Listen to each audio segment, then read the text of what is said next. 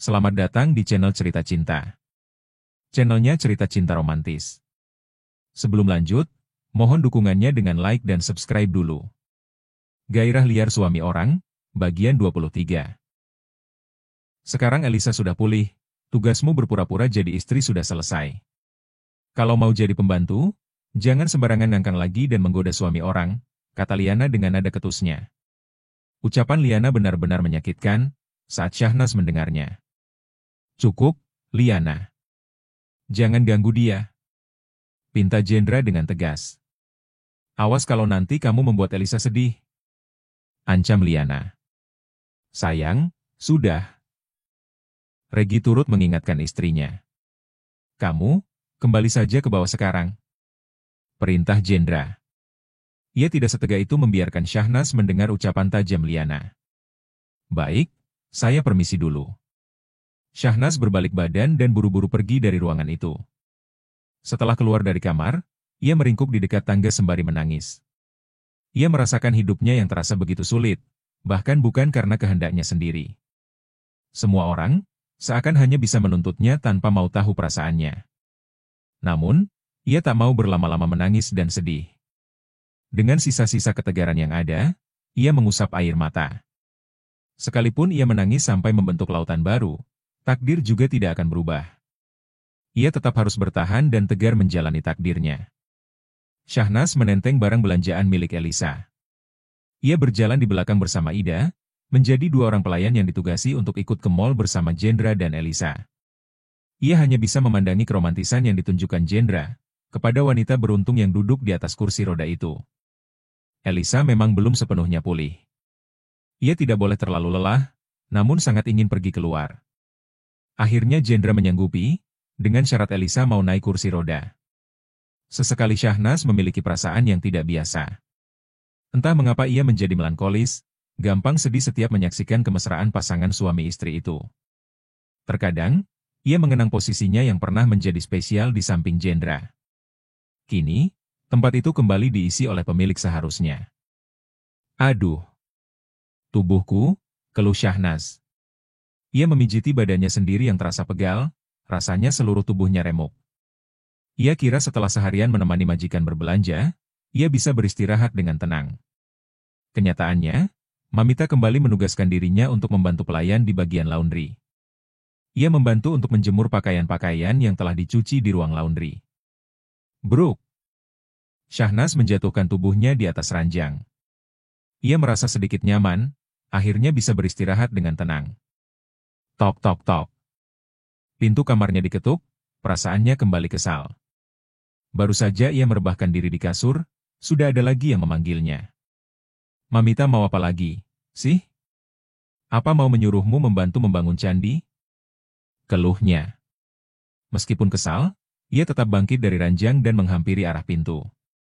Ah, Tuan Jendra, lirihnya. Ia terkejut, melihat tiba-tiba lelaki itu ada di depan pintu kamar. Rasanya sudah sangat lama lelaki itu tidak mendatanginya di sana. Ada perlu apa, Tuan? Tanyanya. Jendra tak menjawab. Ia justru maju dan mendorong Syahnas masuk ke dalam. Lalu, ia mengunci pintunya.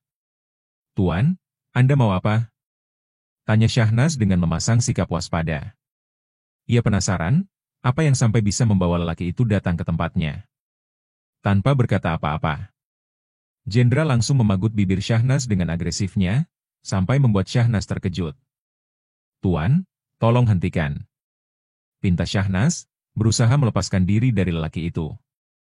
Namun, Jendra seperti tak ada keinginan untuk melepaskannya. Jendra terus menahan pinggang Syahnas agar tidak menjauh darinya. Ia memandu wanita itu hingga ke arah ranjang, dan meneruskan cumbuannya di sana. Syahnas hanya merasakan takut, ia ingin lelaki itu segera keluar dari kamarnya. Ia kira setelah Elisa sembuh, Jendra tak akan menyentuhnya lagi. Tuan, jangan seperti ini. Bagaimana kalau Nyonya muda sampai tahu, kata Syahnas. Ia tetap berusaha menghindari cumbuan Jendra meskipun usahanya sia-sia. Ia membayangkan jika tiba-tiba Elisa datang memergoki mereka dan sangat marah kepadanya.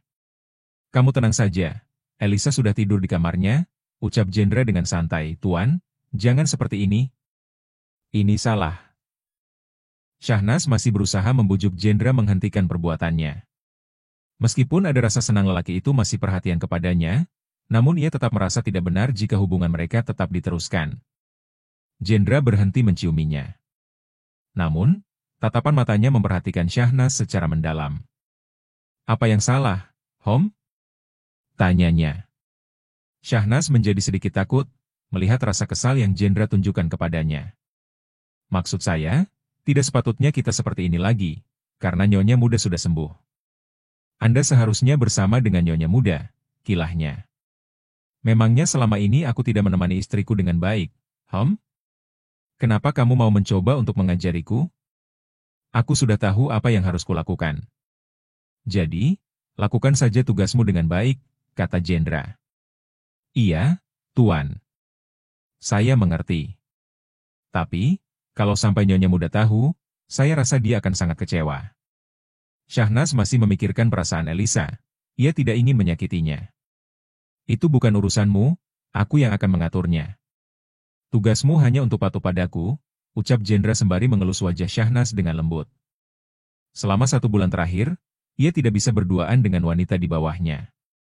Ia sibuk mengurusi Elisa, yang baru sembuh dari sakit dan butuh banyak perhatian. Sebenarnya sejak lama ia sangat ingin mendekati Syahnas, namun tidak ada momen yang tepat. Elisa selalu ingin dia berada di sampingnya. Kali ini, melihat Elisa bisa tertidur dengan lelap, ia merasa kesempatan yang tepat untuk menemui Syahnas. Ia merindukan kebersamaannya bersama wanita itu. Meski hal itu bukan berarti dia tidak mencintai Elisa lagi, dia sangat mencintai Elisa. Namun, ia memiliki kebutuhan biologis yang belum bisa dipenuhi istrinya. Tapi, dia terlalu pengecut untuk mengakui hal itu kepada Elisa. "Mumpung Elisa sedang tidur, puaskan aku malam ini," pinta Jendra. Syahnas tak bisa menolak lagi, ia memang berada di sana untuk hal itu. Saat Jendra kembali memagutnya, ia turut membalasnya seperti biasa. Membiarkan tangan lelaki itu berkelana sesuka hati menjelajahi tubuhnya. Percintaan dengan Jendra selalu bersemangat dan memanas, seperti hasrat yang lelaki itu lampiaskan kepadanya. Di dalam kamar sempit ber-AC itu, suasana menjadi panas. Jendra seperti seorang yang lupa terhadap istrinya, ia begitu berhasrat kepada wanita yang kini berada dalam dekapannya. "Tuan, apa Anda mau kembali ke rumah utama sekarang?" tanya Syahnas usai kegiatan percintaan mereka. Ia masih berbaring di atas ranjang, hanya dengan selembar selimut yang menutupi tubuh polosnya. Sementara, Jendra yang juga belum berpakaian. Ia tengah mencari-cari sesuatu di dalam kantong celananya. "Apa kamu mengusirku?" "Aku masih ingin melakukannya lagi," kata Jendra. Syahnas terdiam. Jendra memang tidak mungkin hanya puas sekali melakukannya. Padahal ia sudah sangat kelelahan seharian bekerja, kini ditambah lagi oleh Jendra yang sepertinya tidak akan membiarkan ia tidur malam ini. Jendra kembali menghampiri Syahnas di ranjang. Ia duduk di sebelahnya, dan mengeluarkan sebuah kotak perhiasan kecil berwarna merah. "Apa ini?" tanya Syahnas terkejut ketika Jendra menyodorkan benda itu kepadanya. "Ambil dan bukalah," pinta Jendra. Syahnas menerimanya.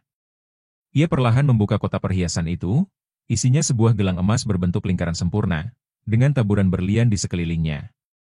Benda itu tampak berkilau saat terkena cahaya lampu, menunjukkan kemewahannya.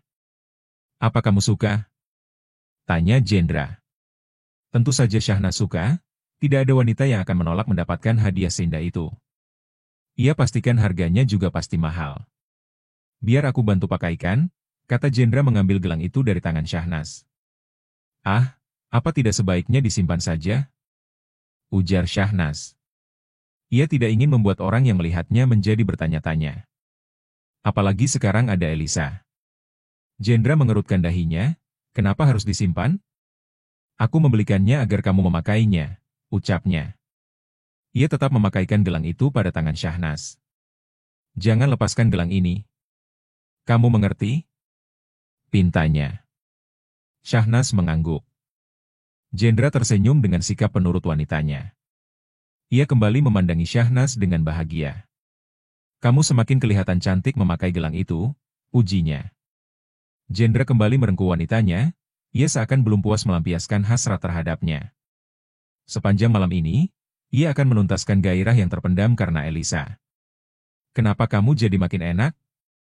Badanmu lebih padat dari biasanya. Bagian depan, bagian belakang, semuanya jadi lebih berisi. Aku jadi makin suka. Apa kamu sekarang berolahraga? Tanya Jendra. Syahnas menggeleng. Saya tidak melakukan olahraga apapun. Hanya saja, saya lebih banyak bekerja akhir-akhir ini, katanya jujur. Ia sekaligus ingin mengeluh karena Mamita selalu menyuruhnya. Benarkah? Apa kamu kelelahan? Tanya Jendra perhatian. Syahnas mengangguk. Seharian berjalan kaki di mall, membawa banyak barang, saya sangat lelah, katanya. Oh, kasihan sekali. Elisa memang sangat suka belanja. Lain kali, aku akan bilang kepada Mamita untuk menyuruh pelayan yang lain saja. Kamu tidak boleh kelelahan karena harus melayani aku juga, ucap Jendra. Syahnas terbangun dari tidur.